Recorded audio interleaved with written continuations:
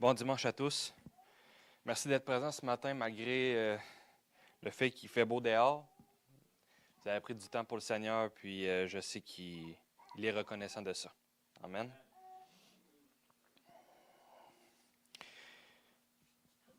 Aujourd'hui, je vais prêcher, puis dimanche prochain aussi. Puis j'avais l'intention que ça puisse s'étaler sur 2 dimanches, prendre le temps de parler de certains sujets qui, dans le milieu charismatique, parfois on peut essayer de mettre des doctrines sur des manifestations surnaturelles ou comment je pourrais bien dire ça? Dans le milieu charismatique, on a comme des doctrines principales qui nous permettent de pouvoir croire aux dons spirituels, qui permet à ce qu'on puisse croire à la guérison, aux miracles, aux manifestations de l'esprit, etc., etc.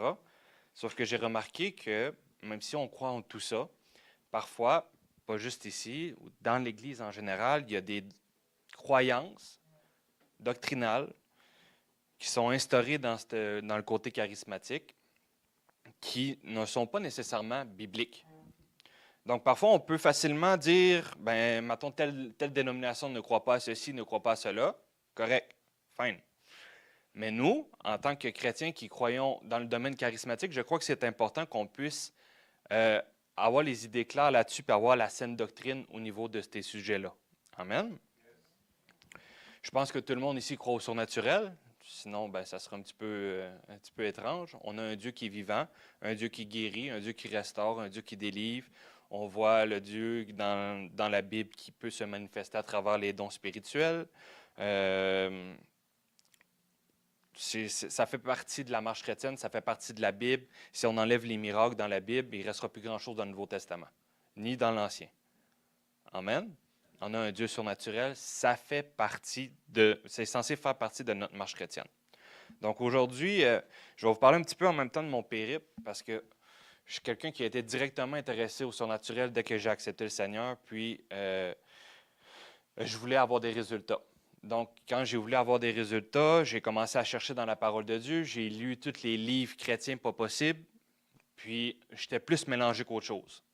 Parce que je lisais un livre, un disait que la puissance de Dieu, il fallait que quelqu'un puisse te la donner par l'imposition des mains.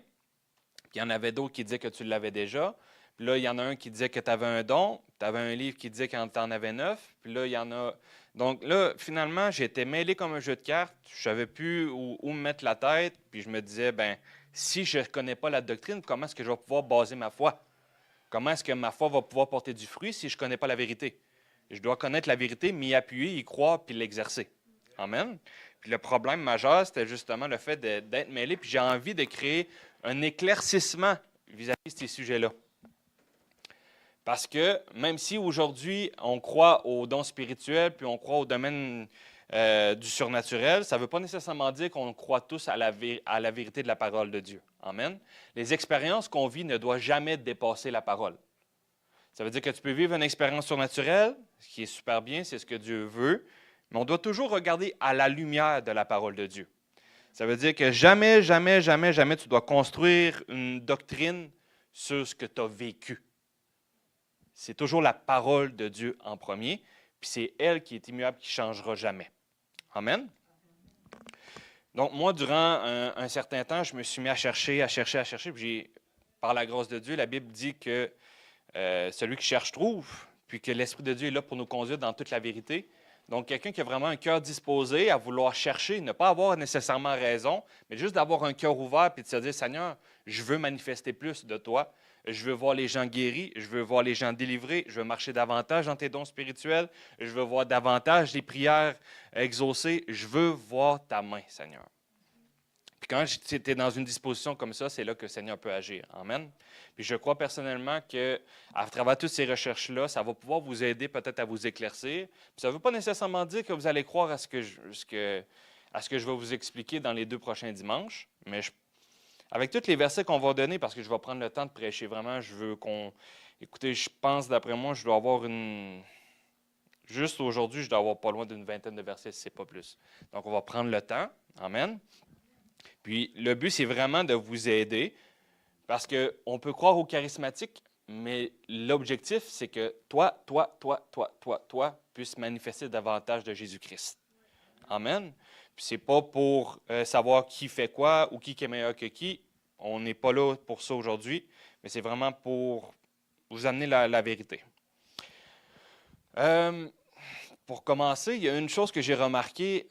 Les gens ne doutent pas que Dieu... C'est comme... Les gens ne doutent pas de sa capacité. Les gens ne doutent pas de la capacité de Dieu. Les gens savent que s'il y a un Dieu qui existe, même tu demandes à quelqu'un qui ne croit pas en Dieu, si Dieu existe, crois-tu qu'il est capable de? Crois-tu qu'il est capable de? Ils vont dire, ben oui, c'est Dieu. Dieu n'est pas en manque de capacité de faire quelque chose. Ça, on est tous d'accord là-dessus. Le problème, ce n'est pas sur le côté de la capacité, le problème se situe au côté de la volonté. Est-ce que Dieu veut? Puis quand on ne comprend pas bien la volonté de Dieu, ce que ça produit, c'est que tu ne peux pas mettre ta foi là-dessus. Ça veut dire, si tu ne sais pas si Dieu veut que tu fasses ça, tu vas prier comment? Tu vas dire, ben Seigneur, si tu le veux. Seigneur, si c'est ta volonté. Je ne veux pas vous décourager, mais il n'y a pas de foi là-dedans. Non, parce que la Bible dit que la foi est une ferme assurance des choses qu'on espère.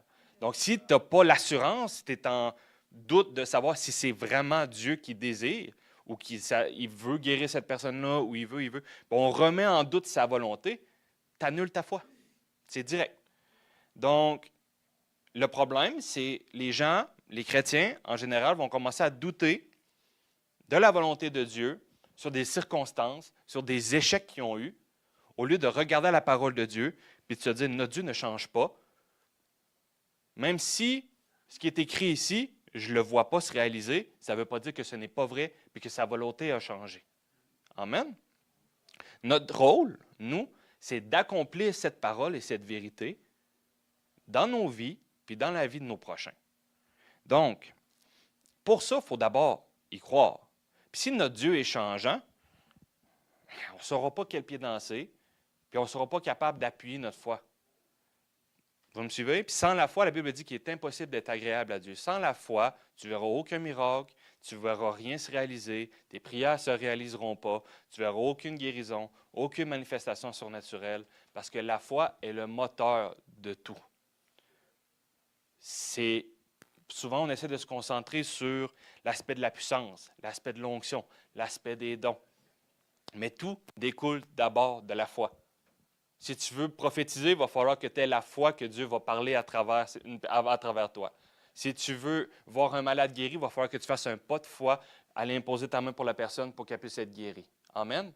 Mais il faut d'abord que tu aies la foi que Dieu veut se manifester à travers toi, que tu as la capacité de pouvoir le faire, puis que c'est son désir.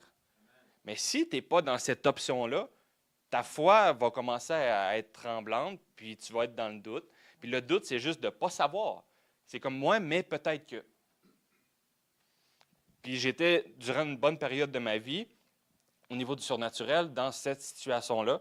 Puis j'ai voulu éclaircir ça parce que je voyais que mes résultats stagnaient. Puis quand les résultats stagnent, bien, au final, tu n'es pas satisfait. Puis je ne sais pas si vous êtes satisfait de votre marche chrétienne. Je ne sais pas si vous êtes satisfait des résultats que vous avez. Mais si c'est le cas, il y a un problème. Parce que on est censé d'aller de gloire en gloire puis jamais être satisfait de ce que le Seigneur est en train de faire. Il faut toujours vouloir plus de ce que le Seigneur est capable de faire. On veut voir des miracles qu'on n'a jamais vus. On veut voir des prophéties qu'on n'a jamais entendues. On veut voir un Dieu surnaturel qui est parmi nous. Oui ou non?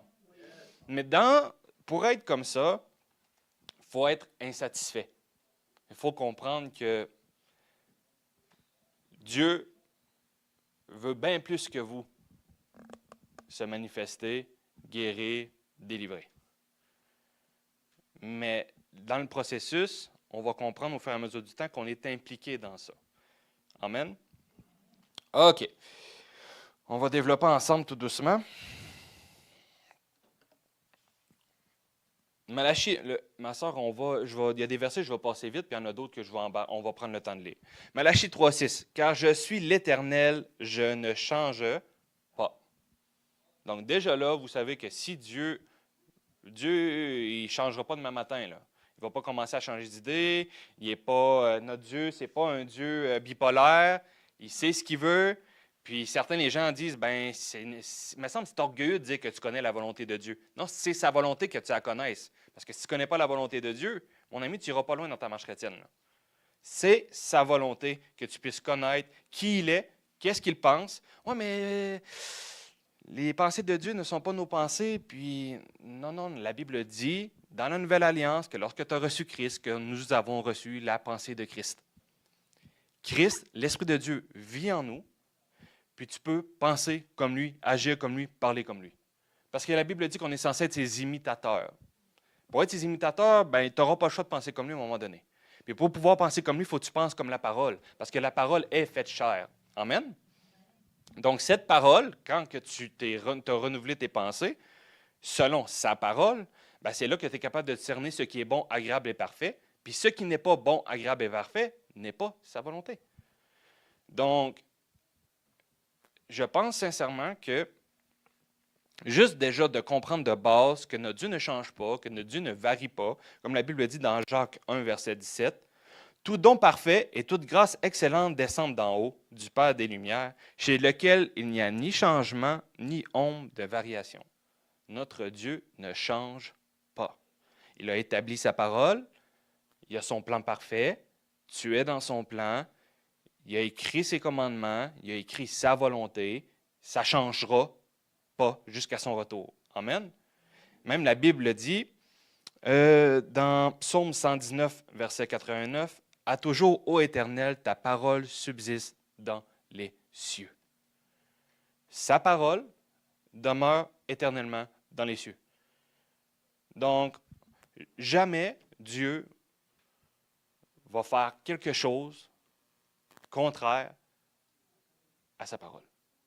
Donc, pour appuyer notre foi et avoir du résultat, il faut d'abord comprendre que notre Dieu ne change pas, qu'on peut avoir confiance, puis que ça, là, que ça te plaise ou pas, si tu t'accordes avec ça, ça va marcher. Amen?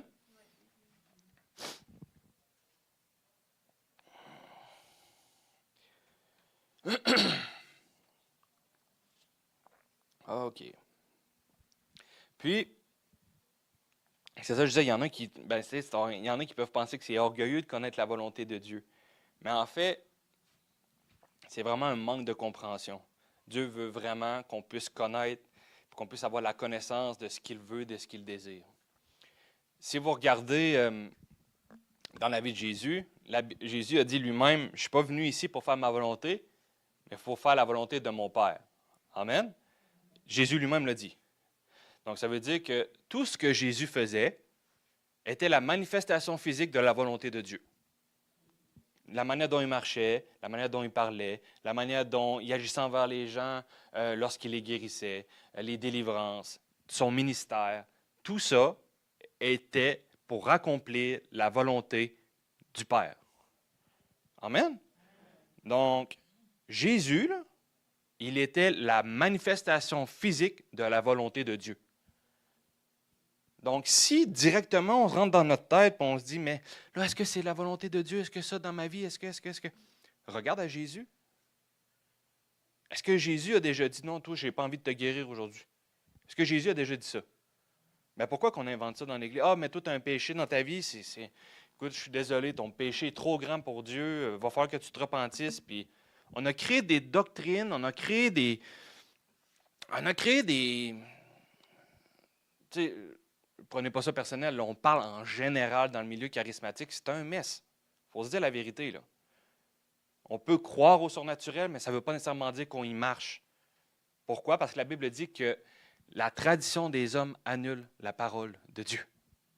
Ça veut dire que si tu es constamment dans des fausses doctrines, les fausses doctrines peuvent annuler la vérité. Amen. Donne un exemple. Une personne, Esteban, non, moi, je ne crois pas que Jésus guérit. On m'a dit que depuis que Jésus est mort, ressuscité, après ça, c'est fini, il n'y a plus de guérison. OK, fine. Mais entre moi et vous, là, vous savez très bien que Jésus guérit encore, n'est-ce pas? Que c'est par ses meurtrissures que nous sommes guéris. Pourtant, la vérité, elle est là. Elle est réelle. Elle est tangible. Elle pourrait se manifester dans sa vie, cette vérité. Mais à cause de sa fausse doctrine, à cause qu'il ne croit pas à la vérité, qu'est-ce que ça produit? Ça annule la parole. Donc, c'est important dans plusieurs aspects de votre marche chrétienne, que ce soit au niveau de la foi, que ce soit au niveau des dons, que ce soit au niveau de la puissance, que ce soit tous les aspects de la marche chrétienne, d'établir la vérité de la parole de Dieu. Sinon, ça va obstruer votre foi, puis ça ne veut pas nécessairement dire que ce que vous faites marche. Vous me suivez? Jacques 14, versets 7 à 10. Ouais, c'est ça. Jacques 14, versets 7 à 10. Jacques. Hey, le gars, il est mêlé. Jean 14, versets 7 à 10, pardon.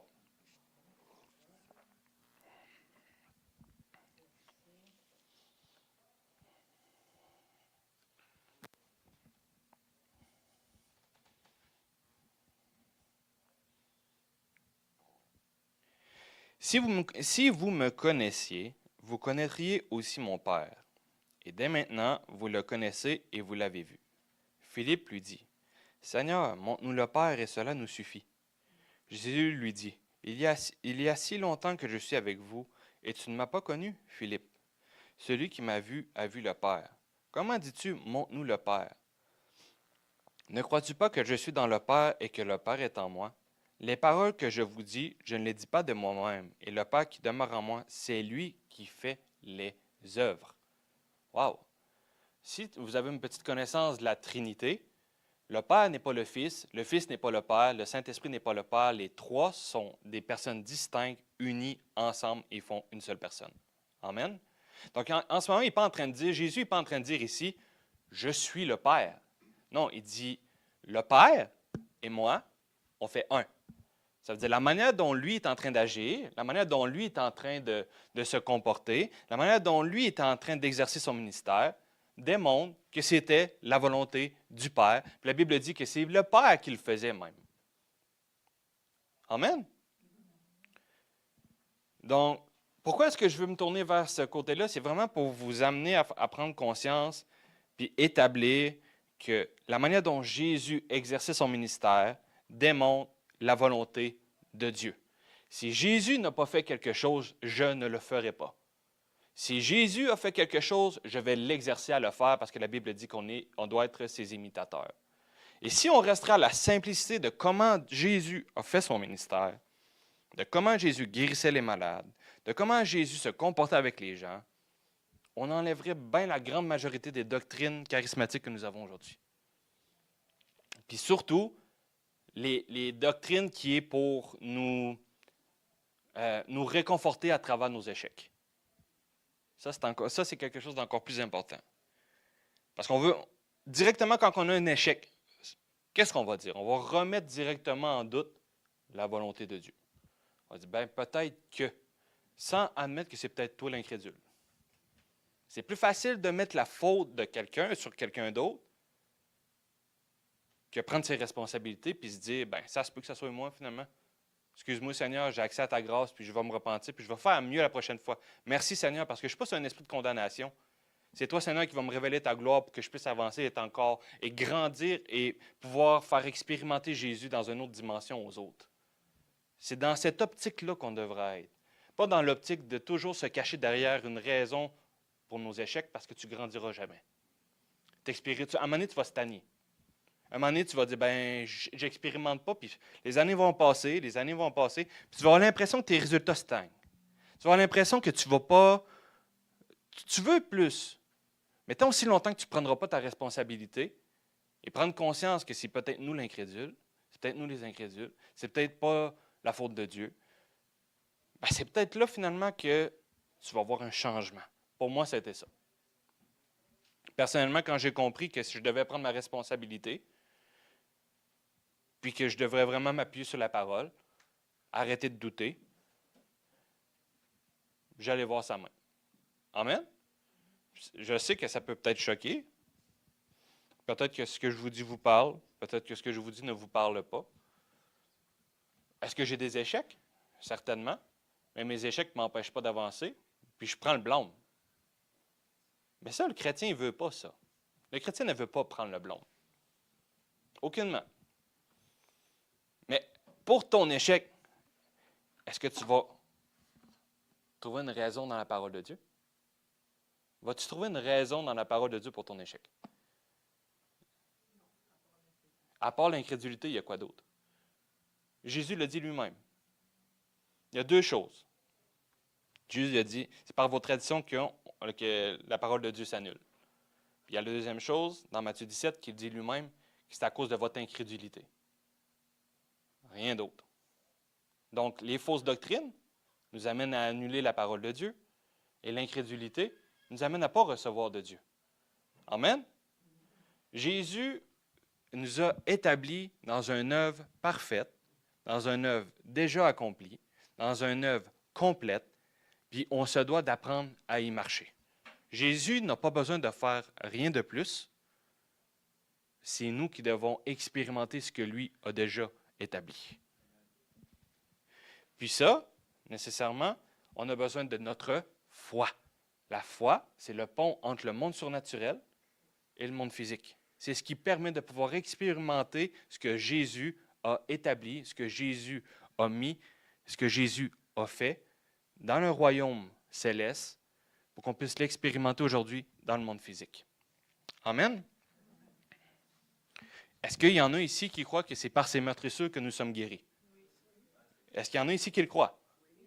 Que c'est par ces meurtrissures que nous sommes guéris. OK, donc c'est fait. Donc, ça a été fait à l'expiation. Vous me suivez? Donc, pourquoi est-ce qu'on va remettre en doute sa volonté lors d'un échec, si on sait que c'est fait? Pourquoi est-ce qu'on va... peut-être que c'est à cause de, peut-être que c'est à cause de, peut-être que c'est à cause de. Quand c'est fait. Ce n'est pas parce que tu ne vois pas le résultat que Jésus n'a pas déjà préparé la guérison. C'est ce que la Bible dit, pourtant vous y croyez. Mais dès qu'on y fait face à un échec, on veut superposer nos réalités, nos échecs sur la parole. C'est dangereux. Notre expérience, nos échecs ne doivent jamais, jamais dépasser la vérité de la parole de Dieu. Amen? OK, continuons.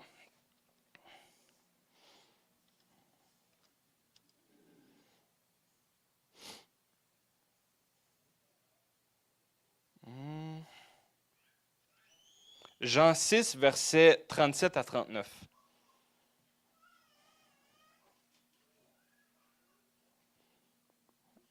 Jean 6, versets 37 à 39.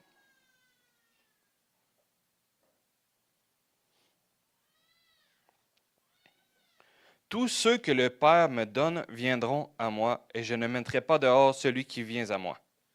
Car je suis descendu du ciel pour faire non ma volonté, mais la volonté de celui qui m'a envoyé.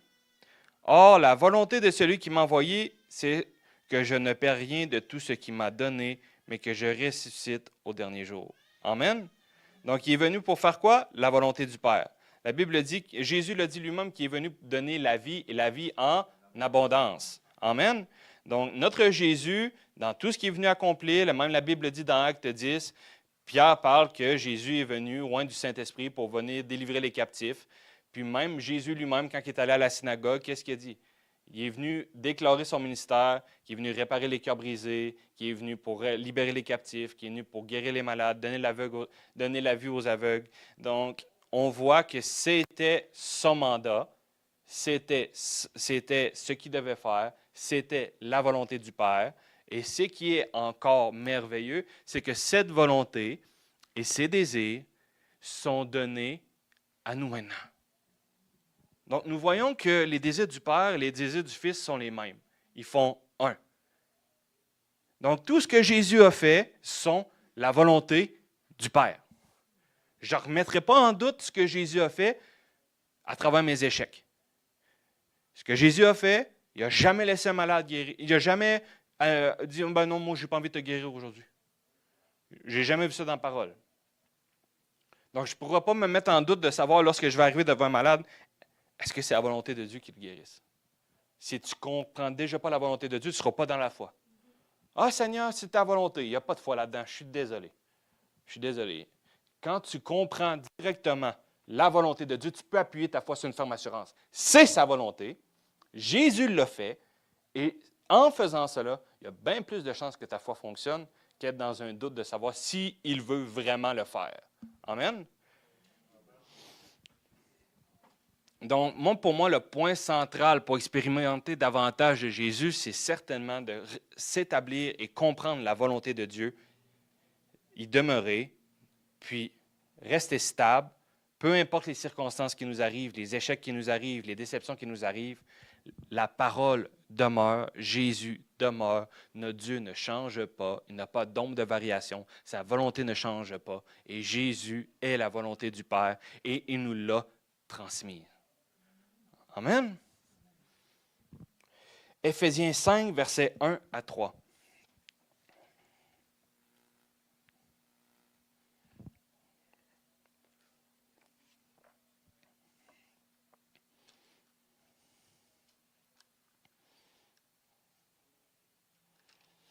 Devenez donc les imitateurs de Dieu comme des enfants bien-aimés, et marchez dans la charité à l'exemple de Christ qui nous a aimés et qui s'est livré lui-même à Dieu pour nous comme une offrande et un sacrifice de bonne odeur. Devenez donc les imitateurs de Dieu comme des enfants bien-aimés. Donc, nous voyons qu'est-ce que Jésus a fait dans tout le temps qu'il était là. Il aidait les pauvres, il aidait les pauvres, il aidait les veuves, il guérissait les malades, chassait les démons, enseignait le royaume de Dieu. Lorsqu'on se met à étudier exactement ce que Jésus a fait, on comprend que c'est la volonté du Père, on comprend que c'est infaillible, mais maintenant, il est en train de dire, moi, là, je suis la tête. Là. Moi, je m'en vais, je vous donne le consolateur. Je ne peux pas rester ici. Donc, il va y avoir d'autres personnes qui vont devoir continuer la volonté du Père. D'autres personnes qui vont devoir continuer l'œuvre qui est accomplie pour que les gens puissent expérimenter ma gloire. Amen. Donc, être ses imitateurs, je ne sais pas si vous savez ce que ça veut dire imitateur, là, mais c'est pas mal similaire. Là. C'est imite quelqu'un. Maintenant, aujourd'hui, est-ce qu'on l'imite? Est-ce qu'on essaye de l'imiter? Puis la Bible dit même que tout ce que Jésus a fait était par l'Esprit. C'est l'Esprit de Dieu qui se manifestait. C'est l'Esprit de Dieu qui... C'est qui guérit? C'est l'Esprit de Dieu, non? C'est qui délivre? C'est l'Esprit de Dieu. Oui ou non? OK. Mais la Bible dit qu'on a reçu le même Esprit qui a ressuscité Jésus-Christ d'entre les morts. Il vit en nous. OK. Moi, ce qui m'a choqué dernièrement, là, c'est quand j'étais sur Facebook, puis j'ai vu un monsieur qui était en train de guérir les malades en vidéo. Puis directement, en le voyant comment il le faisait, je me suis rendu compte qu'il le faisait par l'énergie, puis le Reiki, puis toutes ces sortes de dérivés, si on pourrait dire, que le diable utilise pour copier Dieu. Il y en a un qui l'a bien compris, hein? Il y a l'imitateur, là, lui, il l'a bien compris. Parfois, peut-être plus que les chrétiens. Puis, lui, dans le fond, je l'ai vu directement, il guérissait les malades, puis il faisait... Puis drôlement, ce que je trouvais spécial, c'est qu'il était là, puis il disait, « Ta douleur sur 10, c'est à combien? » Je dis, « Ah ouais, OK. » Fait que là, il y avait des malades qui étaient là, puis il faisait ce qu'il avait à faire. Puis je le regardais, puis je savais que c'était de l'énergie. J'avais été sur sa page, puis tout ça, mais je prenais le temps de regarder ce qu'il faisait. Puis, ce qui m'a choqué, là, il y a des meilleurs résultats que 95% des chrétiens. Puis il marche avec le diable. C'est là que j'ai compris que l'Église a un problème. Là. Si un homme qui n'a pas Dieu, qui marche avec des esprits pour pouvoir être capable de guérir des gens, puis que nous avons l'Esprit de Dieu en nous, pas pour qu'on puisse faire joli, c'est fait pour qu'on puisse continuer à établir la volonté de Dieu sur la terre. Amen. C'est choquant. Parce que le pire, c'est qu'il y avait des bons résultats. Puis je me suis dit, dans l'Église en général aujourd'hui, 95% des chrétiens ne seraient même pas capables de l'accoter.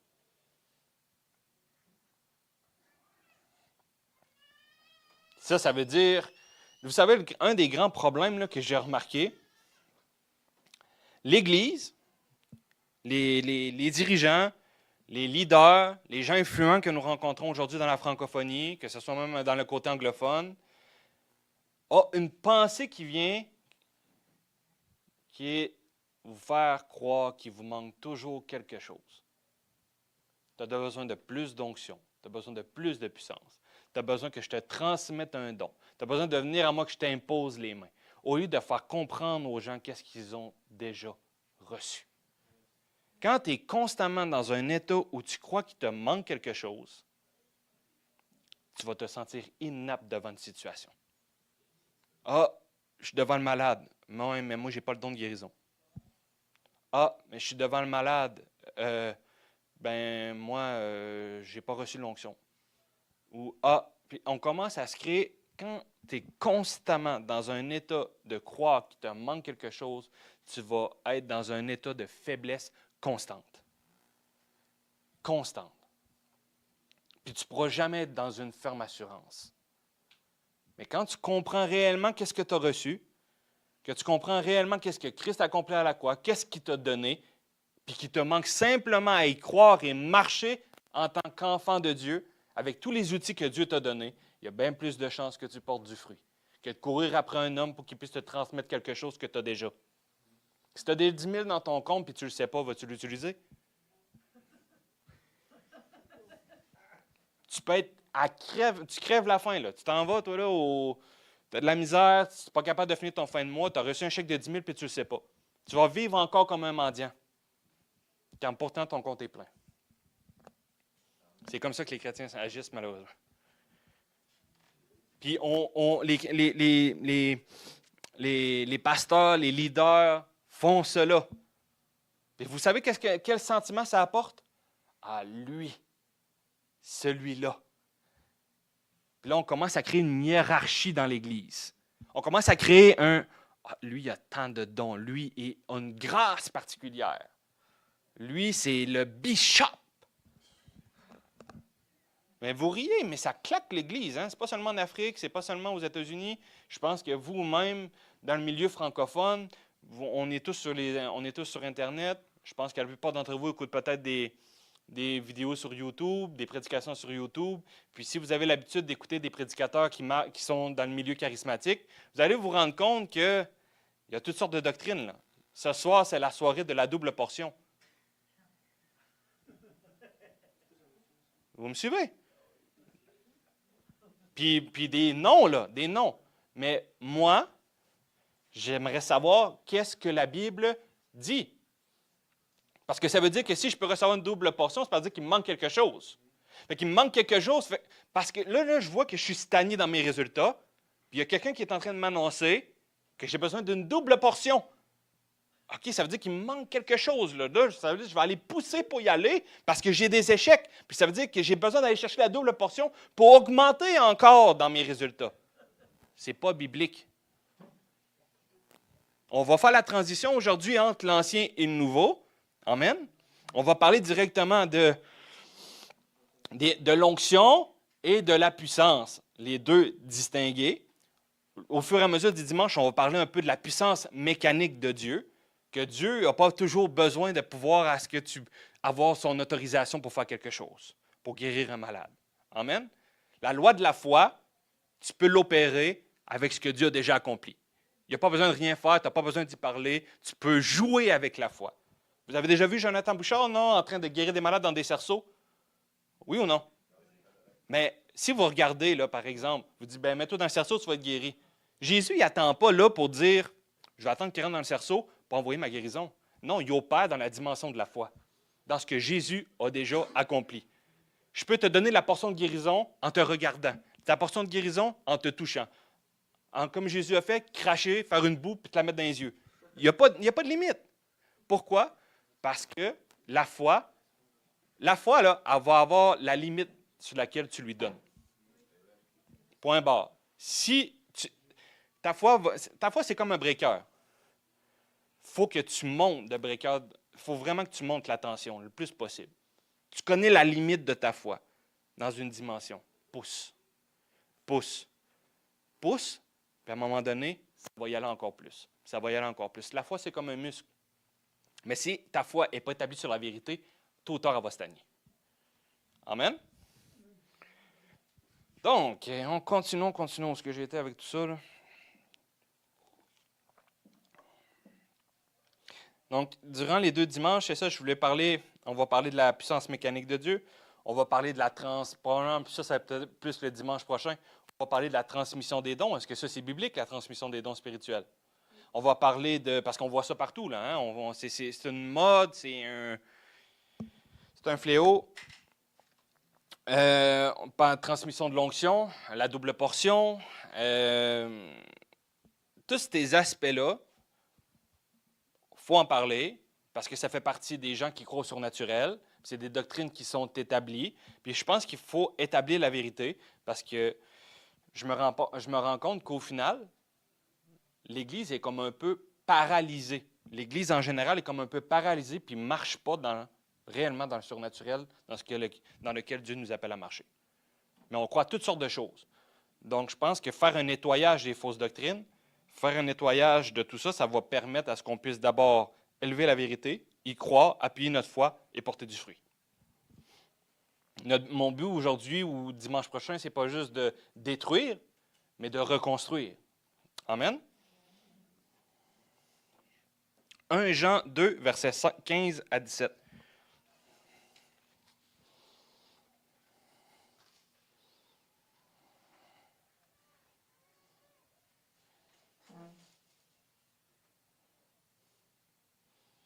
N'aimez point le monde ni les choses qui sont dans le monde. Si quelqu'un aime le monde, l'amour du Père n'est point en lui. OK, ça, je vais juste faire une petite parabole, là. Si vous voyez quelqu'un qui est rentré dans le monde, qui s'est dit chrétien puis qui est retourné dans le monde, il faut arrêter de dire qu'il est nécessairement sauvé. La Bible dit que l'amour du Père n'est pas en lui. Bon, continuons. Car tout ce qui est dans le monde, la convoitise de la chair, la convoitise des yeux et l'orgueil de la vie ne vient point du Père, mais vient du monde. Et le monde passe et sa convoitise aussi. Mais celui qui fait la volonté de Dieu demeure éternellement. Amen. Celui qui fait la volonté de Dieu demeure éternellement. C'est quoi la volonté de Dieu? C'est ce qui est bon, agréable et parfait. Qu'est-ce que la volonté de Dieu? C'est être des imitateurs de Christ. Qu'est-ce que la volonté de Dieu? Guérir les malades, libérer les captifs, annoncer la bonne nouvelle. Amen. C'est la volonté de Dieu. On ne peut pas remettre en doute ce qu'il veut. Colossiens 1, versets 9 à 11.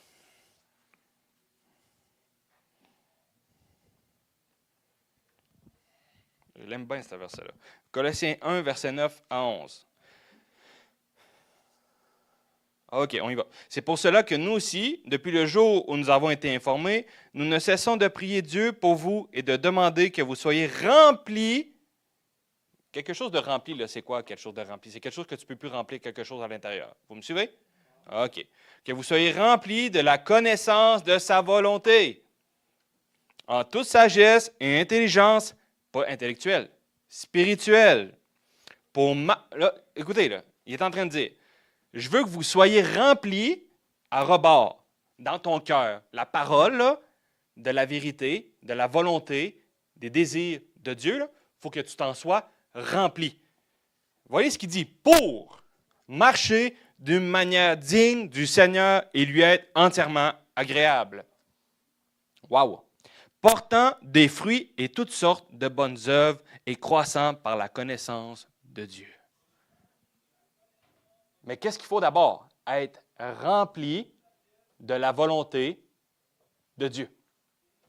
Puis si tu es rempli de la volonté de Dieu et que tu comprends la volonté de Dieu, ça va te pousser à porter du fruit, des actions bonnes, agréables à Dieu. Amen? C'est ce que la Bible nous enseigne, là. Fortifiez-vous à tous égards par sa puissance glorieuse, en sorte que vous soyez tous tout à fait patients et persévérants avec joie. Amen. Puis, il y en a qui se disent parfois comme, Jésus, c'était Jésus, là. Nous autres, on ne peut pas faire comme Jésus. Ben oui, tu peux faire comme Jésus, parce que Jésus était 100% homme, 100% Dieu. Jésus est venu et il a marché comme un homme rempli du Saint-Esprit, marchant dans la plénitude de Dieu. Amen. S'il nous a demandé d'être ses imitateurs, c'est parce qu'il nous a capacité à pouvoir le faire. Il ne peut pas te demander de faire quelque chose si tu ne t'y pas en conséquence pour le faire.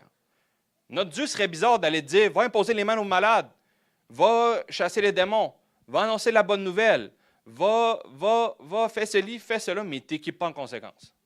Voyons. Il faut que tu commences à comprendre que tu es équipé, que tu as les outils nécessaires, que tu as le même esprit. Amen. La Bible dit même que Jésus a reçu l'Esprit sans mesure. Sans mesure. Donc, s'il a reçu l'Esprit sans mesure, puis que lui, il vit en nous, ça veut dire qu'on a l'Esprit sans mesure. Oui ou non? OK. Les calculs ne sont pas durs à faire, là. La Bible dit dans Corinthiens qu'on fait un seul et même esprit avec Christ. Mais Christ a reçu l'Esprit sans mesure. Ça veut dire que ce n'est pas une part de l'Esprit comme dans l'Ancien Testament, là. C'est pas, lui a reçu l'esprit de sagesse, l'autre a reçu l'esprit de force, l'autre a reçu l'esprit des caractéristiques de l'Esprit de Dieu qui est déposé sur eux pour une tâche particulière. Non, non, non, non, non, non. Là, dans le Nouveau Testament, il vient vivre en toi, complet, uni, rempli. Amen. Tu as l'Esprit en lui-même. OK. Regardez bien ce que la Bible dit. Hébreux 12, versets 1 à 2.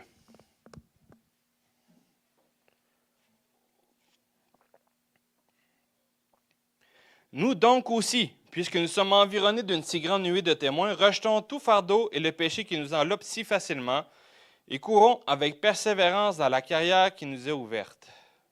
Ayant le regard fixé sur Jésus, le chef et le consommateur de la foi. Savez-vous qu'est-ce que le mot chef?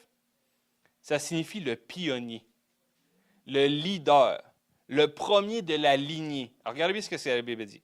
Le leader est le consommateur de la foi, ou le pionnier est le consommateur de la foi. Savez-vous que Jésus devait opérer par la foi pour pouvoir faire les miracles qu'il faisait?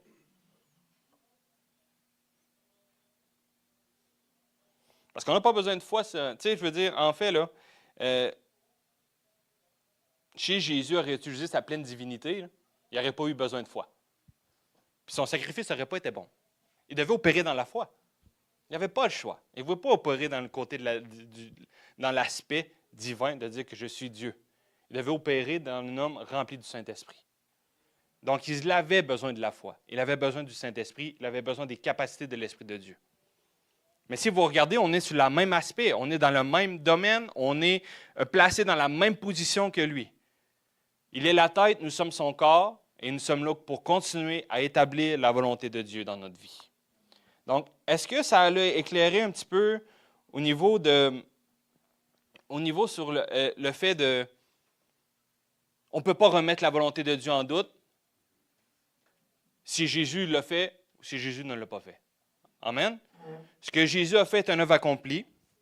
La manière dont il a marché, c'est accompli. C'est parfait. Si vous regardez parfois, on peut faire venir... des fois, parfois, les gens ont des délivrances, puis on peut voir ça parfois en vidéo. Puis là, on commence à leur poser comment tu t'appelles. Vous avez déjà vu ça, non? Je ne peux pas dire que vous n'avez jamais vu ça, là. Ça, c'est un classique. Comment tu t'appelles? T'es rentré comment? Là, on fait parler le démon. Qu'est-ce qui dit que c'est la vérité?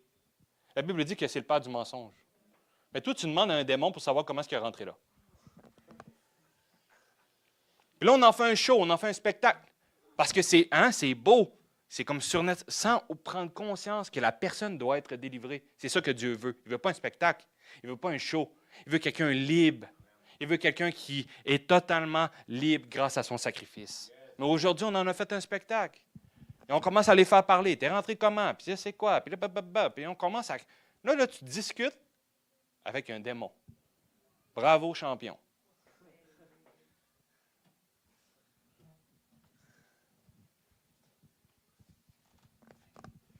Eh là là.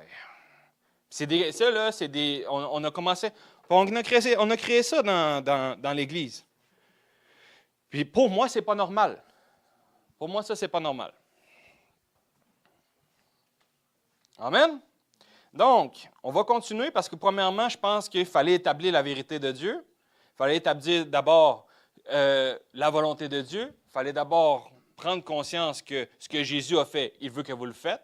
que vous le fassiez. Il veut que vous soyez ses imitateurs. Puis en plus, il vous a donné la capacité de le faire.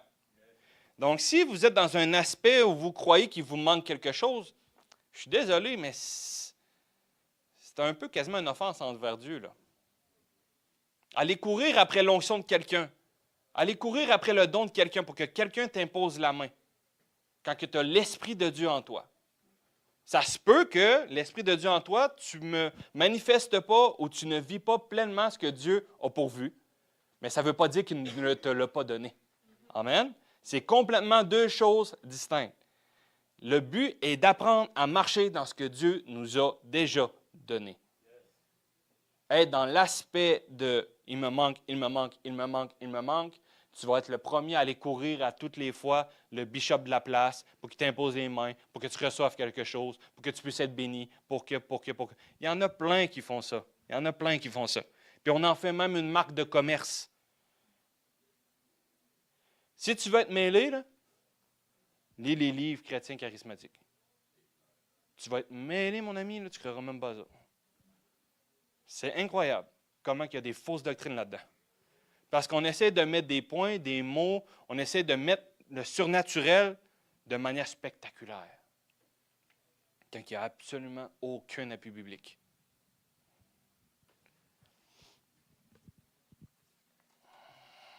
Amen. OK, continuons, mes amis.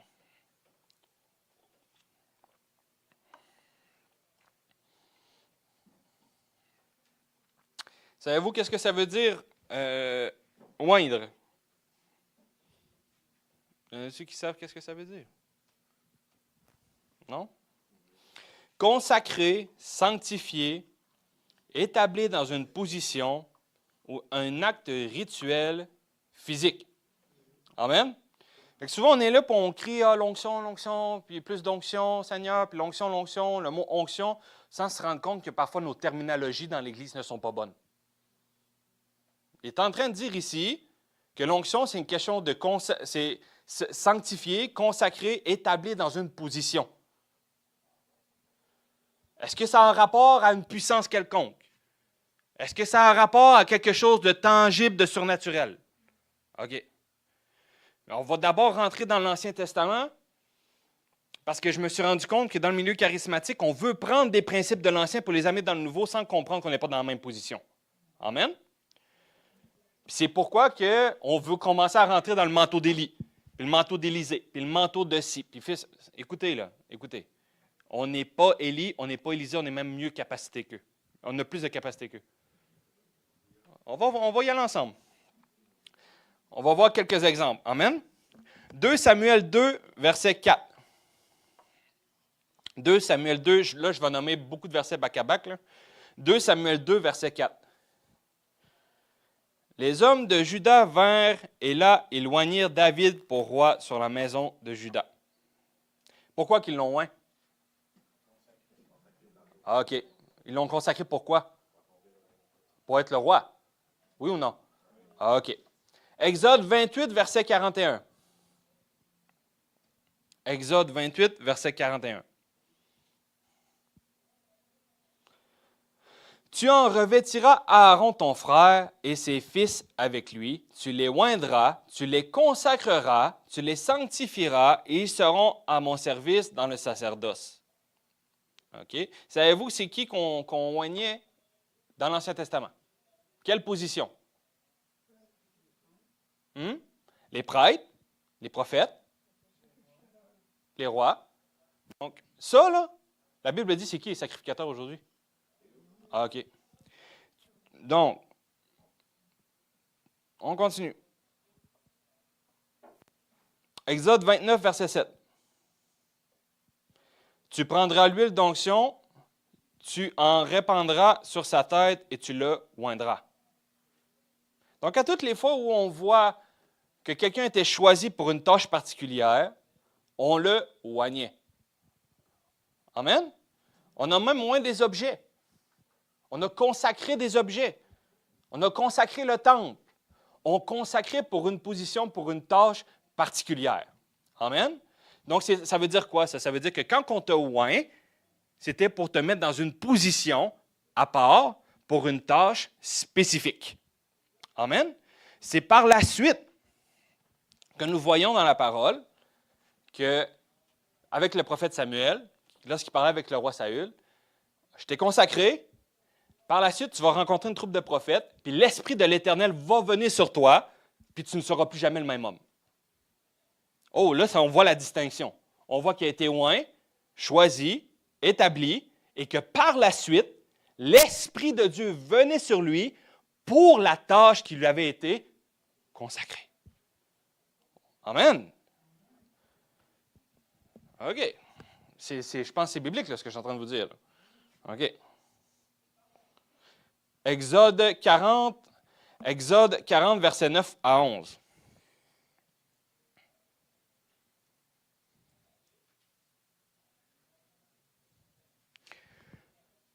Tu prendras l'huile d'onction, tu en oindras le tabernacle et tout ce qu'il renferme, et tu le sanctifieras avec tous ses ustensiles, et il sera saint.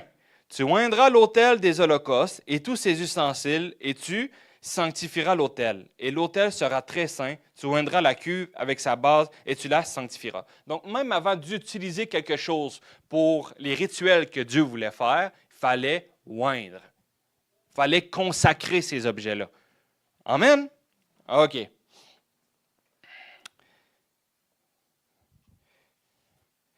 On va aller avec l'histoire de Saül. Amen? 1 Samuel 9,16. 1 Samuel 9,16. C'est lorsque Dieu l'a choisi. En fait, c'est le peuple qui avait choisi, c'est pas David. Là. Je veux dire, c'est pas comme David, c'est le peuple qui avait choisi Saül parce qu'il voulait un roi. Mais bon, on va. 1 Samuel 9, verset 16. Demain à 7 heures, je t'enverrai un homme du pays de Benjamin. Et tu le oindras pour chef de mon peuple d'Israël et sauvera mon peuple de la main des Philistins. Lorsque Samuel eut aperçu Saül, l'Éternel lui dit, « Voici l'homme dont je t'ai parlé, c'est lui qui régnera sur mon peuple. » Ça, c'était dans 1 Samuel 9, 17. Regardez bien.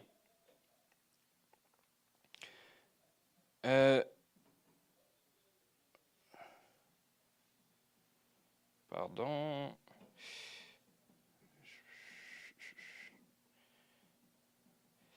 1 Samuel 10, versets 6 à 10. Donc là, on voit qu'il y a eu la sanctification du roi. Vous me suivez? Il a été oint, il a été choisi. Par la suite, 1 Samuel 10, versets 6 à 10. L'Esprit de l'Éternel te saisira. C'est Samuel qui parle. L'Esprit de l'Éternel te saisira, tu prophétiseras avec eux et tu seras changé en un autre homme. Lorsque ces signes auront eu pour toi leur accomplissement, fais ce que tu trouveras à faire, car Dieu est avec toi. Donc, on voit complètement la distinction entre lorsque la main de l'Éternel venait sur quelqu'un, lorsque ils étaient oints. C'était deux événements distincts qui prouvent que l'onction en soi est une position et n'a rien à voir avec une puissance quelconque. Donc, les terminologies que l'onction est là, on essaie de faire prendre la terminologie de l'Esprit de Dieu, n'est-ce pas? Bien là, c'est l'Esprit de Dieu. Non, mais dans la parole de Dieu, fine, on comprend que l'onction, on peut le signifier comme si c'est l'Esprit, mais il n'y a pas de puissance. Il n'y a pas de... Il y a un peu d'onction, il y a moins d'onction, il y a grande onction, ça n'a rien à voir, c'est une position. Quand tu es roi, tu n'es pas super roi. Vous me suivez? Tu es roi, tu es positionné, point barre. Il n'y a pas une question de degré maintenant. On se dit, ben non, maintenant tu peux avoir encore plus d'onction, tu es encore plus loin. Tu es positionné. Par la suite, l'Esprit de Dieu vient sur toi pour la tâche qui t'est donnée. C'est ce qu'on voit dans l'Ancien Testament. Pareil avec le roi David. 1 Samuel 16, verset 1. Je vais sortir quelques exemples. Vous allez voir, même avec Jésus, c'est la même chose. 1 Samuel 16, verset 1. L'Éternel dit à Samuel, « Quand cesseras-tu de pleurer sur Saül? Je te l'ai rejeté afin qu'il ne règne plus sur Israël. Remplis ta corne d'huile et va, et je t'enverrai chez Isaïe, Béthélémite, car j'ai vu parmi ses fils que celui que je désire pour roi. » Donc, directement, un peu plus tard, on voit qu'il l'a oint. 1 Samuel 16, versets 12 à 13. Isaïe l'envoya chercher. Or, il était blond, avec de beaux yeux bleus et une belle figure. L'Éternel dit à Samuel, « Lève-toi et oins-le, car c'est lui. » Samuel prit la corne d'huile et le oignit au milieu de ses frères. L'Esprit de l'Éternel saisit David. Wow! À partir de ce jour et dans la suite, Samuel se leva et s'en alla à Rama. Donc, on voit directement, encore une fois, il a été oint, l'Esprit de Dieu est venu sur lui, parce qu'il était choisi pour la tâche qu'il était appelé à faire. Amen? Continuons encore avec le prophète Élisée. 1 Roi 19, versets 19 à 21. 1 Roi 19, versets 19 à 21. Élie partit de là et il trouva Élisée. Je ne sais pas si vous connaissez l'histoire d'Élie et Élisée. Là. OK. Fils de Tchapat, bon, OK, on se comprend, qui labourait. Il y avait devant lui 12 paires de bœufs, et il était avec la 12e. Élie s'approcha de lui et il jeta sur lui son manteau. Élisée quitta ses bœufs, courut après Élie. Et il dit, « Laisse-moi embrasser mon père et ma mère, et je te suivrai. » Puis il se leva, suivit Élie et fut à son service. Quand il lui a donné son manteau, qu'est-ce que ça voulait dire? Ça veut dire, maintenant, tu vas me suivre. Ça veut dire, maintenant, tu as été choisi. Ça veut dire que maintenant, tu vas toi aussi être un prophète, puis tu vas marcher avec moi. Regardez bien. 2 rois, fait que là, il a marché avec lui, n'est-ce pas? Vers la fin de la course, dans 2 Rois 2, versets 9 à 15.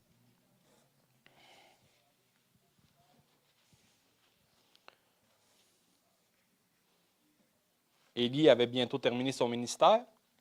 Pourtant, Élisée l'avait suivi. Il lui avait mis son manteau pour lui dire que tu es choisi. Regardez bien. 2 Rois 2, 9 à 15. Lorsqu'ils eurent passé, Élie dit à Élisée, « Demande ce que tu veux que je fasse pour toi avant que je sois enlevé d'avec toi. » Élisée répondit, « Qu'il y ait sur moi, je te prie, une double portion de ton esprit. » Il prit le manteau qu'Élie avait laissé tomber, il en frappa les os. Les fils des prophètes qui étaient à Jéricho dirent, « L'esprit d'Élie repose sur Élisée. » Et ils allèrent à sa rencontre et se prosternèrent contre terre devant lui. Il y a eu un transfert qui s'est donné lorsque Élie est parti. Vous me suivez? Pourtant, là, il avait été choisi, le manteau avait été donné. Non, je t'ai choisi. Mais est-ce qu'il avait commencé? Il n'avait pas encore commencé son ministère. Jusqu'à ce qu'Élie puisse partir, puis qu'il lui donne, puis il dit, voici la double portion que tu vas recevoir pour que tu puisses continuer l'œuvre dans laquelle tu es appelé à faire. Amen? OK. Dans la Nouvelle Alliance maintenant, regardons ce que la Bible dit. Donc, on voit que c'était possible de recevoir dans l'Ancienne Alliance une double portion de l'Esprit. As-tu besoin sérieusement de recevoir une double portion? La Bible dit que tu as reçu l'Esprit de Dieu en toi. Qu'est-ce que tu cherches? Qu'est-ce que tu veux que quelqu'un te donne? Je ne comprends pas de quoi tu as besoin de plus, là. Tu as l'Esprit de Dieu en toi, l'Esprit de Dieu qui est ressuscité Jésus-Christ d'entre les morts vient en toi. Tu fais un seul et même esprit avec Christ. Je ne vois pas quelle portion tu as besoin, là.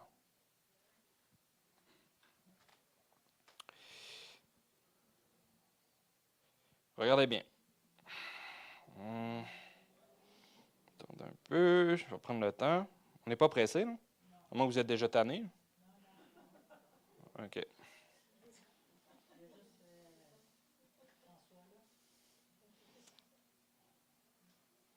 C'est moi un instant que je puisse me trouver dans mes notes.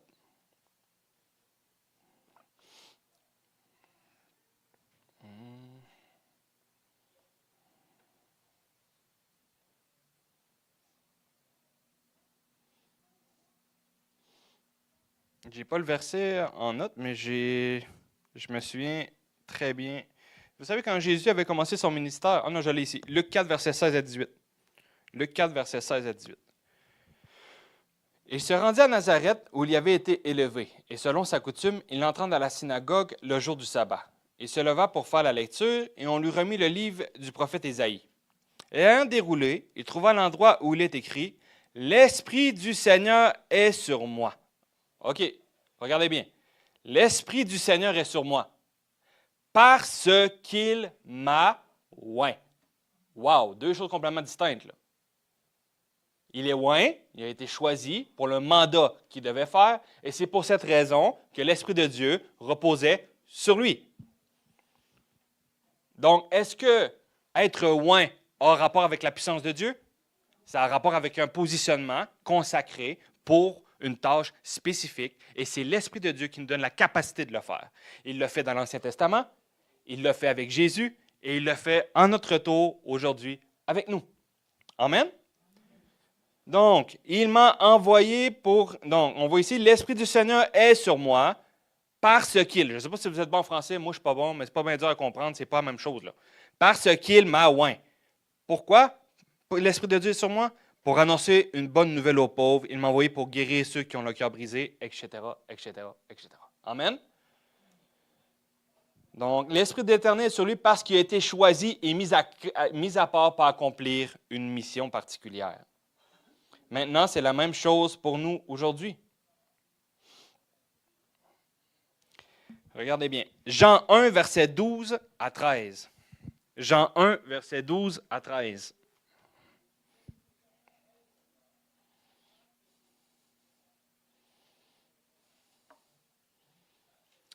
Mais à tous ceux qui l'ont reçu, à ceux qui croient en son nom, elle a donné le pouvoir de devenir enfants de Dieu, lesquels sont nés non du sang, ni de la volonté de la chair, ni de la volonté de l'homme, mais de Dieu. Amen. La nouvelle naissance, c'est lorsque l'Esprit de Dieu vient habiter en toi, lorsqu'il te le positionne en tant qu'enfant de Dieu. Parce que la Bible dit qu'on était des fils du diable. Tu n'étais pas positionné comme un enfant de Dieu. Tu étais une créature de Dieu qui avait besoin d'un sauveur. Puis c'est quand que l'Esprit de Dieu, quand tu t'es repenti et que tu as accepté Jésus-Christ comme ton Seigneur et ton Sauveur, l'Esprit de Dieu est venu habiter en toi. Tu es venu faire un seul et même esprit avec lui.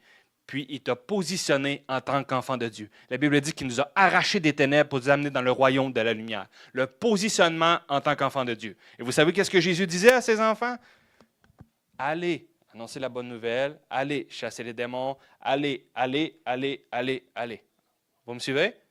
OK, mais pour pouvoir faire ça, il nous a positionnés. On a son autorité. On le représente. On est ses ambassadeurs. C'est ce que la Bible dit. Mais il doit nous donner la capacité parce que si Jésus lui-même avait besoin de l'Esprit de Dieu pour pouvoir faire sa mission, à combien plus forte raison nous? Amen? Donc, lorsqu'il nous a positionnés en tant qu'enfants de Dieu, bien sûr, nous avons l'autorité. Bien sûr, l'Esprit de Dieu est venu habiter en nous. Amen. On parle sous le nom de qui? On parle sous le nom de Jésus-Christ, sur une œuvre accomplie. En disant, maladie, je t'ordonne de partir. Pourquoi? Parce que la maladie est sous ses pieds. Il l'a vaincu. Amen. Donc, oui, en tant que roi, tu peux, d'une certaine manière, faire des choses. Comme nous, en tant qu'enfants de Dieu, on a l'autorité en tant qu'enfant lorsqu'on a été positionné, mais on a besoin du baptême du Saint-Esprit. On a besoin de recevoir le Saint-Esprit pour pouvoir faire la plénitude et la capacité complète. Comment je peux dire? Il faut que l'Esprit nous donne tout ce dont nous avons besoin pour faire ce que Dieu nous a demandé. Amen. Donc, le positionnement que nous avons en tant qu'enfants de Dieu, c'est lorsque l'Esprit de Dieu vient habiter en nous. Puis tu ne l'as pas à moitié. Le baptême d'eau, on baptise quoi? Le corps. On baptise ta chair. Le baptême du Saint-Esprit, on baptise quoi? L'Esprit. OK. Donc, l'Esprit de Dieu vient habiter en toi, mais le baptême du Saint-Esprit, c'est lorsqu'il t'immerge, t'imbibe de sa puissance. Amen? Donc, est-ce que c'est possible de guérir les malades sans être baptisé du Saint-Esprit? Bien sûr. Est-ce que c'est possible de chasser les démons sans être baptisé du Saint-Esprit? Bien sûr. Mais le baptême du Saint-Esprit, c'est comme ouvrir les portes spirituelles à plus. C'est que la capacité surnaturelle, la capacité miraculeuse que Dieu te donne pour pouvoir accomplir l'œuvre dans laquelle Dieu t'a appelé à faire. Ah, mais moi, j'étais loin pour... là, on a créé des onctions, là. L'onction de louange, l'onction d'intercession, l'onction de ci. Là, on compartimente, puis non, moi je suis loin pour ça. Moi je suis loin pour ça. Non. Tu es loin comme enfant de Dieu, on a tous le même mandat, puis ça finit là. Tu peux avoir des affinités pour un objectif particulier, comme toi, par exemple, tu peux avoir des affinités envers la prophétie, tu peux avoir des affinités de non, moi, mon cœur brûle pour la prophétie. Super, mais ça ne signifie pas que ça signifie pas que les autres dons ne sont pas en toi, là. Ça ne signifie pas que tu ne peux pas opérer. Vous me suivez? Dans l'Ancien Testament, là, On voit des gens qui opèrent dans le surnaturel, qu'on pourrait caractériser pour des dons spirituels qu'on nous parlons aujourd'hui. Pourtant, ils n'étaient pas baptisés du Saint-Esprit. Pourquoi la Bible dit que tous peuvent prophétiser? On fait même prophétiser des gens qui n'ont pas reçu le baptême du Saint-Esprit. Pourquoi? Parce que Dieu parle. C'est lorsque tu deviens un enfant de Dieu, tu vas me croire qu'il y a besoin du baptême du Saint-Esprit pour pouvoir parler? Non, Dieu parle. Le baptême du Saint-Esprit est comme un turbo qui donne à ta marche chrétienne, qui te permet de pouvoir marcher dans une capacité complète. Amen. Donc, regardons.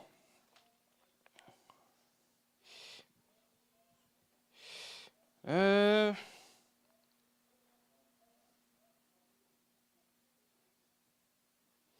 1 Jean 2, verset 20. Moi, je lis ici en version sommaire, là. 1 Jean 2, verset 20. Vous, au contraire, vous avez été loin du Saint-Esprit par celui qui est saint et vous avez tout la connaissance. Qui est-ce qui nous a positionnés? C'est l'Esprit de Dieu. On n'a pas eu besoin de quelqu'un qui nous donne une corne avec de l'huile dedans pour dire que tu es devenu un enfant de Dieu. C'est l'Esprit de Dieu lui-même qui t'a positionné en tant qu'enfant de Dieu lorsqu'il est venu habiter en toi. Amen?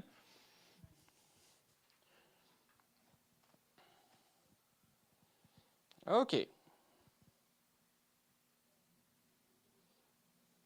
Donc, vous savez, dans Acte 1:8, la Bible dit que vous recevrez une puissance, le Saint-Esprit survenant sur vous, et vous serez mes témoins à Jérusalem, dans toute la Judée, dans la Samarie et jusqu'aux extrémités de la terre. Donc, on voit qu'on a été positionné en tant qu'enfant de Dieu. On a reçu l'autorité, on est des ambassadeurs, mais même dans les évangiles ou dans le livre des Actes, au début du livre des Actes, pardon, lorsqu'il a dit « Attendez, avant d'aller faire complètement la mission, là, je vous demanderai de recevoir les outils que je vous donne pour pouvoir être capable de faire ce que je vous demande. » Point barre. Donc, aujourd'hui, on enlève le baptême du Saint-Esprit, ou on switch ça, on crie donc, ben là, on a besoin de plus d'onction, on a besoin de plus de ci. Ce n'est pas biblique. Dans le positionnement en tant que dans la nouvelle alliance, en tant qu'enfant de Dieu, tu n'as pas besoin de recevoir plus. Tu peux marcher dans plus, mais ça ne signifie pas que tu ne l'as pas. Amen? C'est là que ça diffère. Pourquoi tu recevras une double portion si tu as reçu l'Esprit de Dieu qui habite en toi et le baptême du Saint-Esprit? Oui, la Bible nous enseigne tout le long du livre des Actes d'être constamment rempli. Amen? Puis être constamment rempli, ce n'est pas nécessairement dire qu'on se vide puis qu'on a besoin de se remplir puis qu'on se vide. Lorsque tu étudies le sujet d'être rempli du Saint-Esprit, c'est être sous l'influence de l'Esprit au point d'agir. Donc, c'est être constamment dans les choses de Dieu, que ça te pousse à agir par l'Esprit. Amen? Parce que la Bible dit que l'Esprit a des désirs contraires à ceux de la chair. Donc, nécessairement, si tu réponds à la parole, nécessairement, si tu agis par la parole, si l'Esprit de Dieu habite en toi, que tu es rempli de lui, que sa parole demeure en toi, nécessairement, qu'est-ce que ça va produire? Tu vas vouloir l'expérimenter et agir en conséquence. Puis c'est être rempli du Saint-Esprit. C'est lorsque tu agis et obéis à la parole de Dieu de manière naturelle. Amen. La Bible dit que la parole est esprit et vie. Il n'y a aucun endroit dans la parole de Dieu qui nous dit que nous devons attendre une circonstance quelconque pour faire quoi que ce soit. Si tu vois un malade dans la rue, tu n'as pas besoin de demander à Dieu, là. Est-ce que vous me suivez? C'est comme, ben là, est-ce que c'est ta volonté? Hey! On lit-tu la même Bible? Mais pourtant, on agit comme ça. C'est comme si, puis on en a créé un système aujourd'hui où on demande, Seigneur, qu'est-ce que tu veux que je porte aujourd'hui? Seigneur, moi, je veux m'acheter un véhicule, quelle couleur? OK, Dieu peut t'inspirer à, mais ce n'est pas ça, marcher par l'Esprit. Marcher par l'Esprit, ce n'est pas demander constamment à Dieu qu'est-ce qu'il veut. Tu n'as pas besoin d'y demander lorsque tu connais sa volonté parce que tu obéis à sa parole. Amen. Donc, la Bible dit que la parole est esprit et vie. Que la parole, là, lorsqu'elle a été écrite, elle a été inspirée par qui? Par le Saint-Esprit. En soufflant la volonté de Dieu dans cette parole. Donc, quand il vient vivre en toi, ben, qu'est-ce que ça produit? Lorsque tu lui obéis, tu marches par l'Esprit. Amen. Je sais que ça peut avoir l'air super surnaturel de vouloir attendre une confirmation de ci, puis une confirmation de ça, puis de faire ceci, puis de faire cela. Mais je pense que le premier objectif est d'abord de répondre à la parole. Puis en répondant à la parole, en ne demandant pas, Seigneur, c'est-tu ta volonté, c'est-tu pas. Si tu regardes, est-ce que Jésus l'aurait fait? Est-ce que Jésus l'a fait? Oui, tu es dans la volonté de Dieu. Puis si tu le fais, tu es poussé par l'Esprit parce que ta chair ne voudra pas le faire. Amen?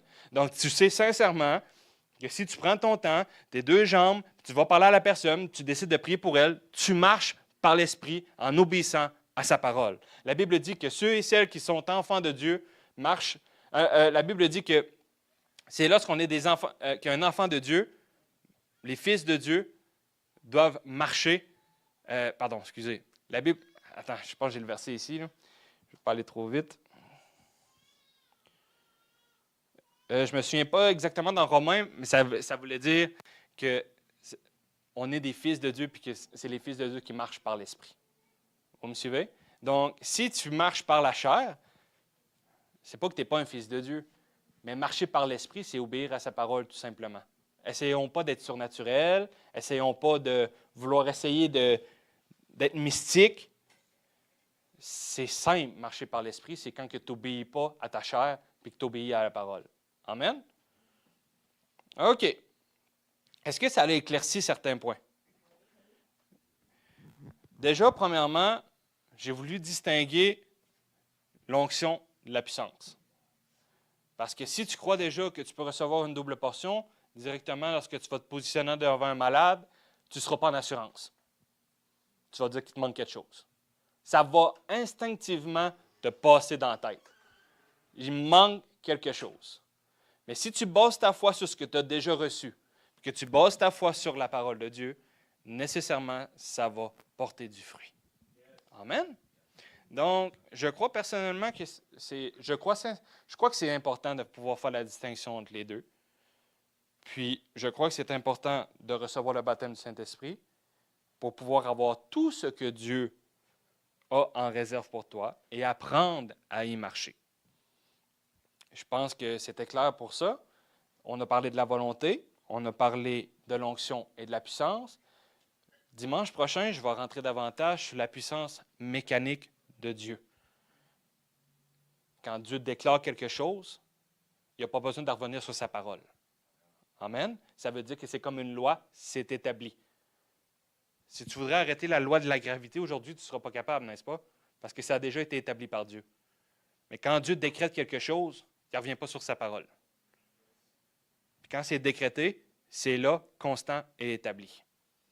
Il n'y a pas besoin d'avoir tu n'as pas besoin la plupart du temps d'avoir son autorisation. Quand tu guéris un malade, là, savez-vous que Jésus, là, il n'est pas là après d'attendre à te regarder là, pour envoyer sa puissance. Là. Tu fais juste en fait prendre ce qui est déjà fait. Ce qu'il a déjà fait il y a 2000 ans. Amen? Donc, c'est ça. Dimanche prochain, je vais rentrer plus dans le côté mécanique. Je vais rentrer plus aussi, on va parler des dons spirituels, un peu dans le contexte de est-ce que c'est transmissible? Parce qu'on a créé une doctrine fondamentale sur ça. Ça a l'air tellement spirituel, puis ça a l'air tellement beau de faire venir du monde en avant puis de dire je te transmets le don de ceci puis le don de cela. Tu n'as rien à me transmettre, j'ai déjà tout. Amen. Moi, c'est ce que je crois. Puis, je le crois parce que j'ai marché dans les 9 dons. Donc, qu'est-ce que tu veux me transmettre? Ça veut dire que j'ai un manque, tu vas me créer un autre don que je ne connais pas? Non. Les dons spirituels sont la manifestation de l'Esprit de Dieu. Point barre. Ce n'est pas un don. Puis ça, on va en parler dans la parole de Dieu, probablement. On va en parler dimanche prochain. On va rentrer beaucoup plus en détail. Mais j'aimerais juste terminer avec une chose. La Bible dit que vous recevrez une puissance dans Acte 1:8, n'est-ce pas? Ce n'est pas écrit vous recevrez une sensation. Ce n'est pas écrit vous recevrez un feeling. Ce n'est pas écrit vous recevrez un sentiment. Non. C'est écrit vous recevrez une puissance. Puis chaque personne ici présente qui ont été baptisées du Saint-Esprit ont vécu des expériences différentes. Il y en a qui ont ressenti des choses, il y en a qui n'ont absolument rien senti. Puis ce n'est pas parce que tu n'as pas reçu. Vous êtes d'accord avec moi? Parce que ce n'est pas ce que la Bible dit. Tu n'as pas besoin de sentir quelque chose pour croire que tu as reçu. Là, c'est marcher par l'âme, ce n'est pas marcher par l'esprit.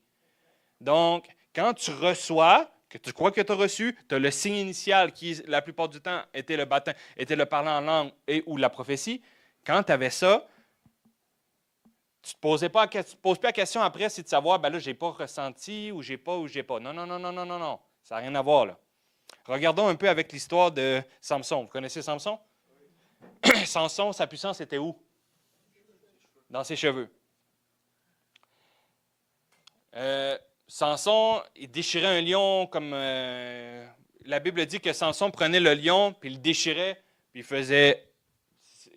Il tuait des hommes, dans le temps de le dire, c'était un homme qui marchait dans ce que Dieu l'avait appelé à faire. Okay, on va dire ça comme ça. Mais il avait la capacité de Dieu, n'est-ce pas? La Bible dit qu'à chaque fois que l'Esprit de Dieu le saisissait, puis après, il faisait. Vous connaissez qu'est-ce qui est arrivé? Il s'est fait couper les cheveux. Mais savez-vous qu'est-ce qui est spécial? Quand ils sont arrivés, puis que là, il s'est levé, puis il s'est dit, ben là, je vais encore aller combattre, il ne s'est pas rendu compte que ses cheveux avaient tombé, que ses cheveux étaient coupés. Ça veut dire qu'à toutes les fois qu'il opérait, il sentait rien. Il n'avait pas remarqué que l'Esprit de l'Éternel n'était plus sur lui. Puis pourtant, ça ne l'empêchait pas de déchirer un lion en deux. Vous me suivez? Mais aujourd'hui, qu'est-ce qu'on fait? La puissance n'est pas là. Mais non, je ne sens rien. Si tu veux marcher comme ça, tu ne marcheras pas fort dans la puissance, mon ami. Est-ce que ça signifie que tu peux ne rien sentir? Attends, ce que je veux dire, c'est que ne rien sentir ne signifie pas que la puissance est moins là. Et la sentir ne signifie pas qu'elle est plus là. Ton corps peut réagir en conséquence. C'est normal. Parce que l'Esprit de Dieu est en toi. Quand tu commences à guérir les malades et tu es dans une atmosphère, c'est possible que ton corps réagisse, que ton corps commence à sentir. Mais ça ne signifie pas que parce que tu ne sens pas, que c'est moins là. Vous me suivez? Si c'est arrivé avec Samson, à combien plus forte raison, nous, ça nous arrive en tant que chrétiens? Puis là, on se sent moins spirituel. Puis on se sent, ben là, je ne sens rien, là. Moi, je vous dis que 99% du temps que j'ai guéri des malades, je ne sens rien. Absolument rien, je suis sec comme un bâton. Puis pourtant, les malades sont guéris. Les malades sont guéris. Pourquoi? Parce que moi, je l'ai dit au Seigneur, Seigneur, je ne veux pas être dirigé par mes émotions. Le jour où tu me fais sentir ta présence très fortement, puis que je vais arriver devant un malade, puis là, je ne la sens pas, comment je vais être? C'est ma foi que je veux bâtir. Ce n'est pas mes sensations. Amen? Les sensations est un surplus, c'est une grâce de sentir. Mais le jour où tu ne sentiras plus. Amen? Donc, je pense qu'on a fait le tour pour aujourd'hui. Je ne sais pas si ça a été clair. Je ne sais pas si j'ai rentré assez en détail. Si vous le pouvez, dimanche prochain, soyez là. Ça va être très intéressant aussi. Puis, moi, je vous dis, ça a apporté du fruit dans ma vie.